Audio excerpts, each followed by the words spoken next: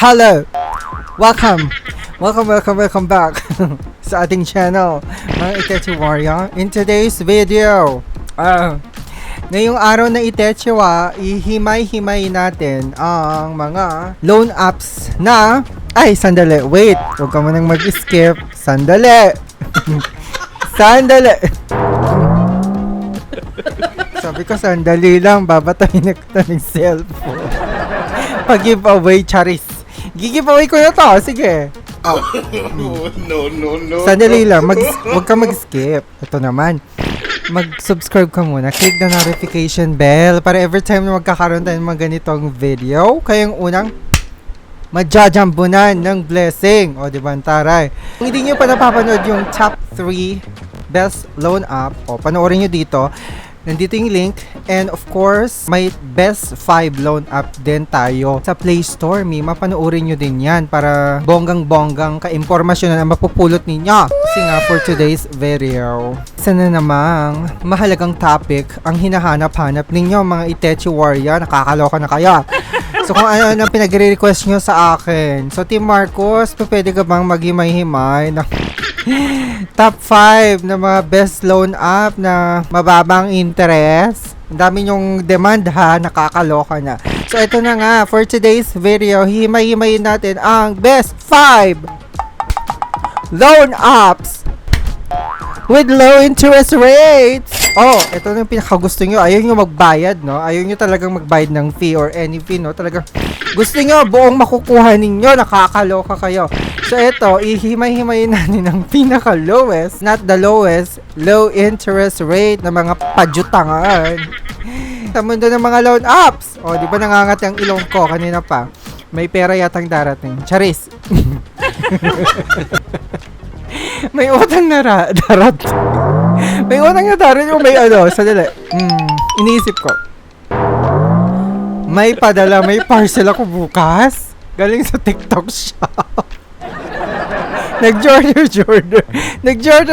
ako, tita. Gamit ang credit card. So, yung shampoo ng aso ko. Shampoo ng aking Jaso. Kailangan niya ng mapaliguan, te. Hindi pa siya nadidiligan ng bonggang-bongga because ang baho-baho na niya. Kung kailangan ko ng shampoo ng Jaso. So, ayun ang binili natin. Anyways, ito na nga. Huwag nang patumpik-tumpik pa. Ito na ang best 5 loan apps with low interest rates. Nangunguna si... Kashalo. Yes, si Kashalo. So, as you can see, meron din akong account. Oh, kayo lang bang may account kay Kashalo? No, ako din may account kasi hindi ko pa nachuchuk-chak yung kanyang approved amount. So, si Kashalo, alam niyo naman na niya, legit talaga siya. Under siya ni Palo Financing at saka parang may partnership siya ng very light with Robinsons Bank. I'm not sure kung yan pa rin ang updated ha.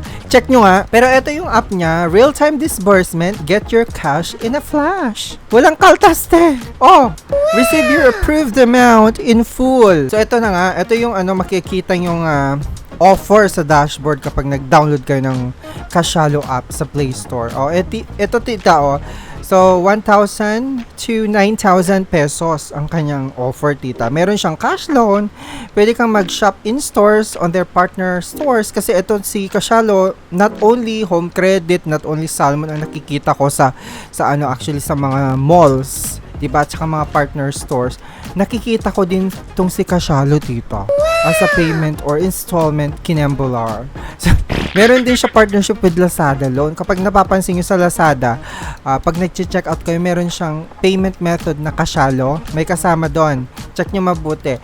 Ayun din siya. Nag-o-offer din siya ng ganong Lazada Loan. So, syempre, dahil nga may account na ako with them, so, nag-login ako. So, ito yung makikita nyo pagka-login nyo. So, ito yung offer sa akin, 1,000 to 9,000 pesos. So, i-check muna natin ng very light. Pasadahan ng very light. Si Palo Financing is a Filipino financing company that works exclusively with Kashalo.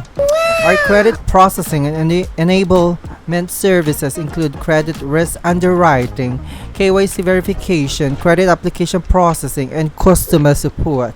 Credit funding and disbursement, and payment collection. Yung talaga yung word na disburse. Disbursement. Talagang may ganun, talagang ni-stress na mabuti. Burst. Di ba parang nag-burst talaga na ganun. Mga ganun. Anyways, registered siya and of course, accredited din siya as submitting entity. Yeah. CIC. So, ito na pagka-login ko, tita, at pagka-click ko ng cash loan. Tita, 1,000. 1,000 lang ang offer sa akin. 1,000 lang ang aking, nakikitang offer. Yung o-offer niya lang sa akin, 1,000, kuripot mo naman kasyal. Tapos may 14 days, yun nga lang. Ang downside niya, akala ko 1 month. 14 days, one-time payment yung term niya, tita. Anyways, not bad na rin. So, tignan natin mabuti kung walang kaltas, tita. So, pag-check ko, ayan, kapag 1,000 ang iyong ginutang, 1,094 pesos and 61 cents ang kanyang total amount na babayaran mo in just 14 days. So, eto na nga siya. So, principal ko is 1,023. Paano naging bakit? Saan galing yung 23? Meron siyang kasamang life assurance. Life assurance by Coco Life. 23 pesos. May paganan siya. Required ba to? Mandatory? Oh, no! Pwede naman yatang i-uncheck. Pwede nyo naman i-uncheck. So, ako kasi na-check ko yata ito. Naka-default yata siyang check. Mga ganon. So, i-check nyo mabuti ha. So, 1,023 pesos. Tapos, net proceed is 1,000. So, makukuha ko nga ng buo. So, itong 23 pesos na credit life insurance is a top-up. No? Top-up, siya. Feature. So, pwede nyo naman sigurong alisin yun. I-uncheck nyo bago nyo i-apply. Okay, tita, ang kanyang interest rate is 0.2% per day. Pasok na pasok siya sa cap ng Bangko Sentral ng Pilipinas. So, 28.64 pesos in 14 days. Diba? That's the interest rate. Tapos may platform fee, 42.97 pesos. So, ang total amount na aking babayaran is 1,094.61 pesos. So, ito yung sinasabi ko sa inyo na meron siyang Lazada loan or installment na partnership with Lazada. So, if you want to also avail with that product, you can also click that apply now doon sa Kashalo app mismo. So, ganun lang siya kadali. And now, we have the number 4, which is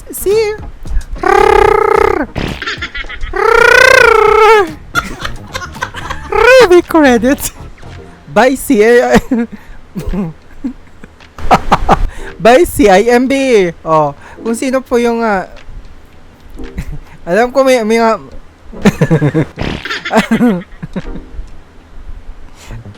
Katawa-tawa. Alam ko familiar na kayo kay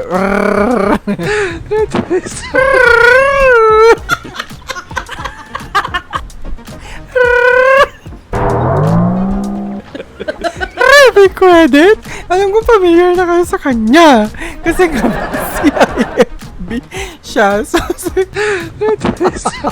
nagkakainis ka. Ba't ka tawa ng tawa? So, yun na nga.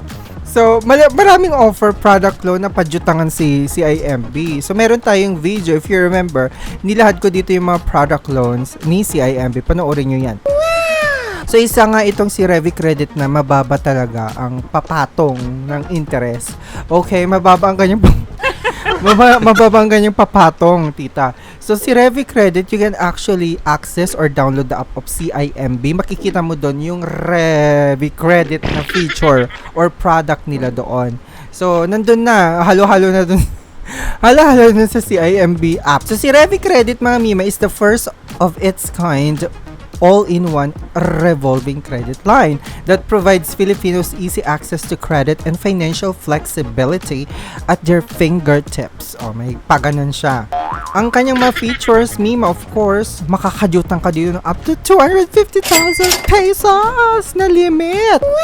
You can also convert your credit line into cash. So, yun yung kagandahan niya. And wala siyang annual fee, tita. Okay.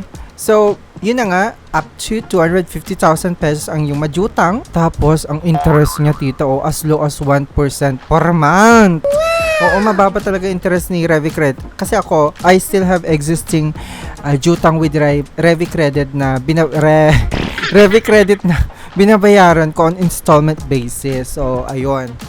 May kwento ko lang. So, never naman ako naharas. Wala akong pangjajaras na naranasan kay Revi Credit. So, they are all professional when it comes to payment reminder. They send me email from time to time. So, hindi siya yung parang abusado na akala mo ang utang mo milyon. Hindi ganun. I have full confidence na si Revi Credit ay isang professional, no? Mangungulekta ng kajutangan, mga mima. So, no annual fee siya, 0 annual fee. At saka revolving credit line siya, ibig sabihin, once na nabayaran mo yung outstanding jutang mo, mare-replenish siya. So, kunwari magbayad ka ngayon within the day, parang siguro mga 5 minutes lang, mare-replenish na dun sa account mo. Pwede mo nang gamitin agad-agad, mima, kasi nga naman, kaya mabilis siya makredit yung payment mo kasi nga you can use GCash as your payment. So talagang makikredit siya agad-agad doon sa credit line mo. So you can gamit-gamit agad-agad yung binayad mo din. Ganun siya ka-instant. Okay, check natin dito yung terms and conditions. So by the way, kapag magjutang-jutang kayo, always remember to check the terms and conditions. And of course, mga mima, huwag kakalimutan ang ating mantra. Ang ating panunumpa bilang isang responsableng jutangera. Parang ganito yun, oh. Aka, Your Honor! Your Honor! Lumaki ako sa farm, charis! Ako, si Madam Jutangera, nangangakong magbabayad ng jutang. Nandito ako ngayon sa harapan niyo, Your Honor, para jumutang na naman sa legit na patangan. Basta kayo nang bahala, make your own version na ng panunumpa ng jutang-jutang. Ipinapangako ko na itong jujutangin ko ay mapupunta sa good utang at hindi sa mga boylet. Ipinapangako na babayaran ko on time. Babasahin ko ang terms and conditions and magiging responsabling jutongera. And I! Thank you! Ganon. Kayo nang bahala on your own version. Pero ang importante talagang maging responsable tayong jutangera. So sabi dito, meron siyang late payment fee kaya wag na wag kayong malilate talaga, mga mima. So XX tayo sa late payment kasi syempre mataas din yung late payment So sabi dito, late payment fee at the rate of 5% or 5% of outstanding balance or minimum 50 pesos whichever is higher. So kailangan talaga we pay on time. At wag tayong madi-default, mga mima. Number 3. Eto na. Isa na namang product loan ni CIMB, ang personal loan. So, eto na, may personal loan din sila. Aside from Revi Credit, magaling din tong si personal loan nila, mima. I believe hindi ka makakajutang or hindi ka makakajutang ng Revi Credit hanggat hindi ka pa nakapagjutang sa personal loan. That's my opinion na kasi meron akong personal loan nung una. Personal loan talaga in-applyan ko nung una. Tapos, syempre, maganda yung payment history ko. Nagbabayad ako on time. Tapos, inoferan ako ng Revi Credit ng CIMB. So, chinokchak ko din yun. So, ayun na. Talagang green up ko din yung opportunity na yun. So, ayun. Maganda rin tong si personal loan nila kasi nga mababa nga lang talaga ang interest niya. Gain financial flexibility by getting a personal loan right at your fingertips. Mas pinalaki nga lang talaga ang pwede mong majutang dito up to 1 million pesos in just 10 minutes. All you need is one valid ID daw and one payslip to apply. So that's the maximum loan amount, 1 million. Tapos, mahaba ang terms niya, mima, kasi personal loan So you can choose from 12 months to 60 months na payment terms. And you can receive the loan amount directly into your CIMB bank savings account or within 1 to 2 business days if the disbursement made to other bank account naman. So ano yung interest rate ng personal loan na yan, mima? So eto na nga, the monthly add-on rate as low as 0.83% corresponds to annual contractual rate of 18%. Ang baba niya. Ang baba niya. Monthly add-on rate as low as 0.83%. Yan taray oo, si CIMB. So if you want to know more about CIMB personal loan or Revi Credit, you can download the app of CIMB, mga mima. And now, ang ating number 2 na loan app na mababang magpa-interest ay si Home Credit. Yes, si Home Credit. Mga mima, si Home Credit nakakakuha ko ng 0% interest. So, diba?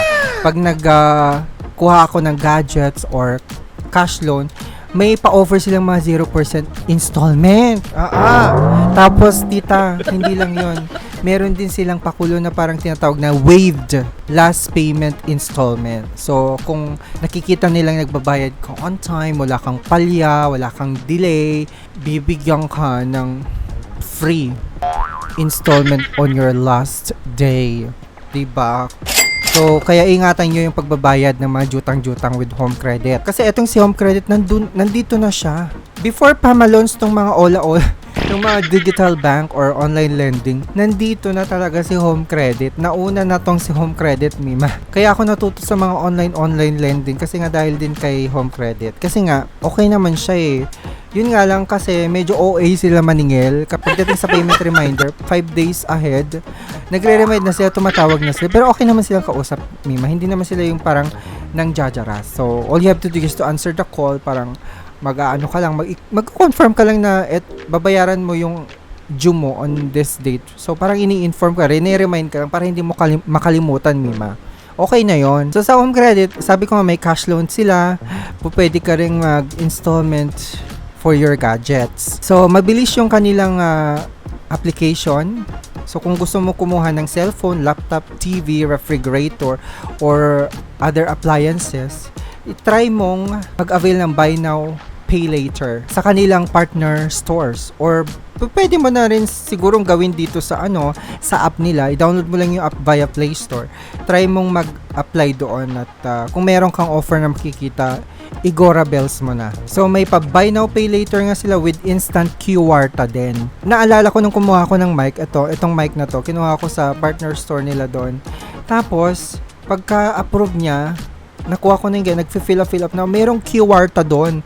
May kwartang kasama. Hindi ko alam kung sinainan ko yun eh. Parang hindi.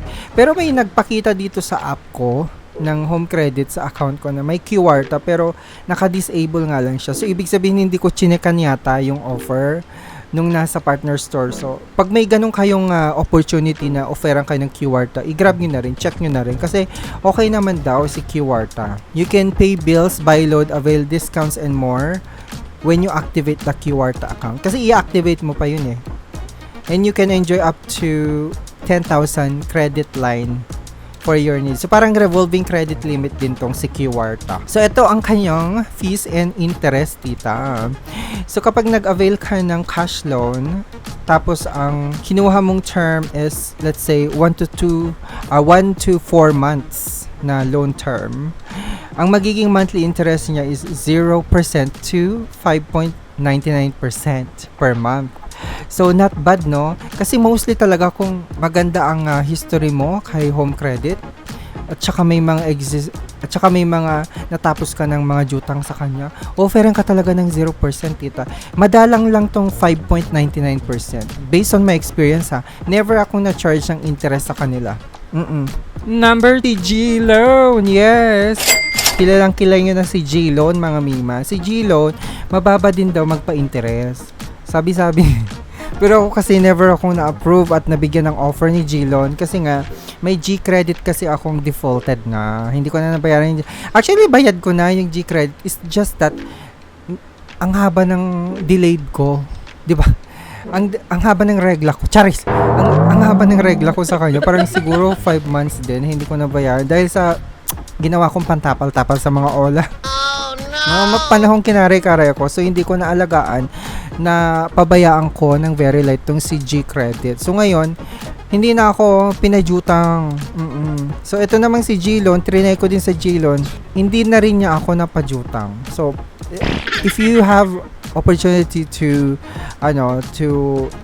na ma-offera ng G-Loan, i-grab nyo na. Meron dyan sa GCash app, punta lang kayo dun sa Borrow, tapos i-click nyo yung G-Loan, tapos check nyo kung may offer na kayo or pwede na kayong jumutang. So, this is how you unlock the G-Loan daw.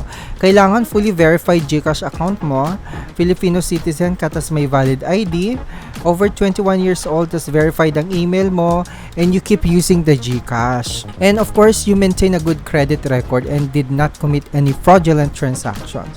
So, yun sa akin kasi medyo bad na yung credit record ko kasi nga dahil sa G-credit ko, hindi ba?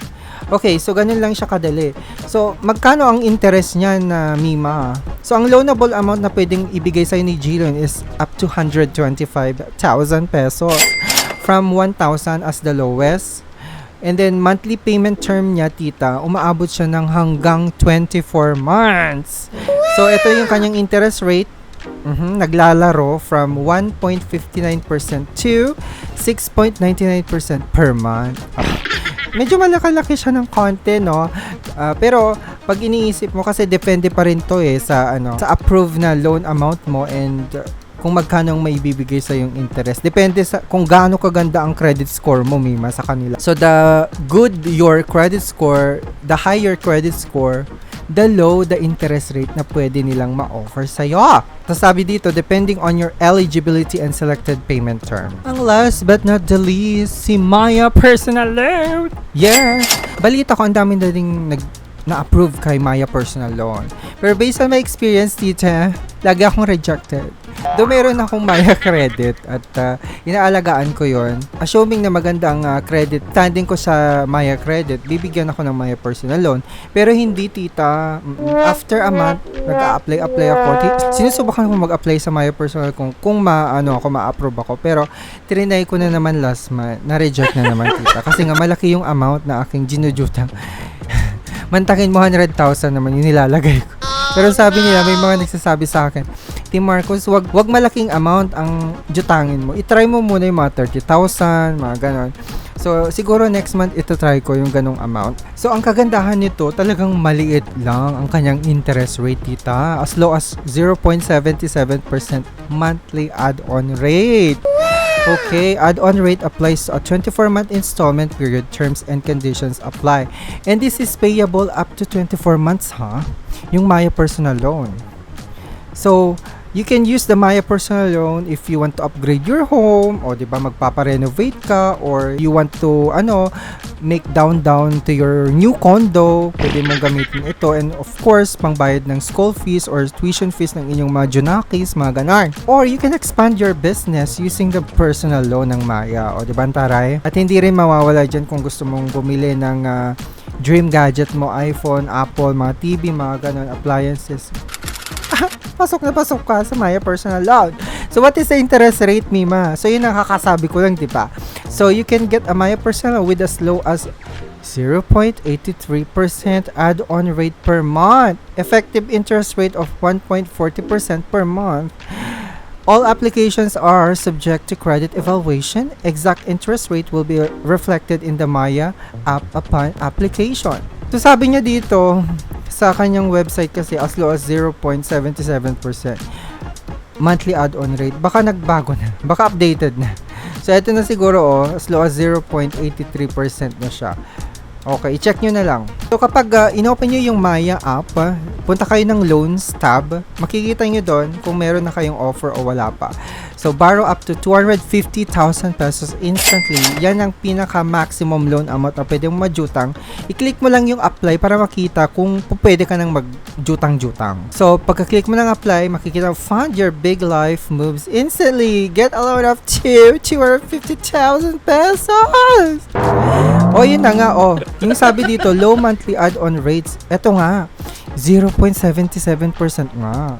Payable in up to 24 months. Siguro ito yung updated, yung 0.77% na monthly add-on rate. Tapos, you can get your loan in an instant. And you have the flexible monthly payments up to 24 months. Pwede mong bayaran. Easy loan management. So, you can manage your loan repayments within the app. So, dito lang mismo, bayaran mo using the Maya app. Doon sa wallet, mag-top up ka lang, mag-cash in kaya, tapos bayaran mo na. Ang bilis. Okay, credit agad yan. Tapos, trinay ko yung sa akin kasi ito yung nagpakita. Thank you for your interest in Maya Personal Loan. Maya Personal Loan. You are currently not eligible for Maya Personal Loan. Keep using Maya and we'll let you know when you can apply again. So, try ko mag-apply ulit next month, mga Mima. So, ang gagawin ko, ang technique daw, babaan ko ng konti yung aking ginujutang. Kasi ang ginujutang ko is, sinasagad ko minsan 250,000 pesos sa 100,000 pesos. Ang laki naman masyado, Mima. So, next time, gagawin ko siguro mas mababa para I-try natin kung ma-approve ako. Anyways, yun lang. Maraming salamat mga Itechua for watching again. Sa mga bagong viewers, thank you so much sa panonood and pakikinig na naman mga Itechuaria. Kung hindi ka pa nag-subscribe, mag-subscribe ka na.